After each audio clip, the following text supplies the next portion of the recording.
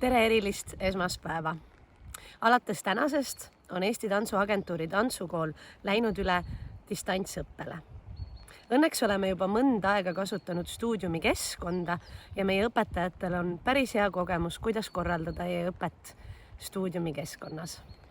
Ja meie põhjalikud ainekavad annavad meile võimaluse ka distantsõppelt arendada edasi õpilaste füüsilist võimekust ja samal ajal annab see ka hea võimaluse arendada neid üldkultuuriliselt, anda nendele lugemismaterjali ja väga palju huvitavaid loomingulisi ülesandeid.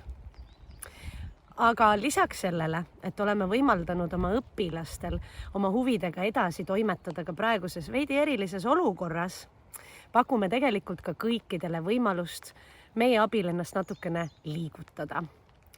Plaanime iga päev postitada 2 videot erinevatest liikumispraktikatest, kus meie õpetajad viivad läbi lühikesi 10-15 minutilisi tantsutunde, et kõikidel, kes kodus on, saaksid natukene ennast liigutada. Jälgi meid Eesti Tantsuagentuuri veebilehel. Ja lisaks sellele kutsume üles oma enda õpilasi koostama lühikesi vahvaid videoklippe sellest, kuidas elu kodus toimib. Ja seda läbi koreograafiliste lahenduste. Hiljem teeme nendest klippidest mõnusad tantsufilmid, mida me kõik saame nautida ja vaadata.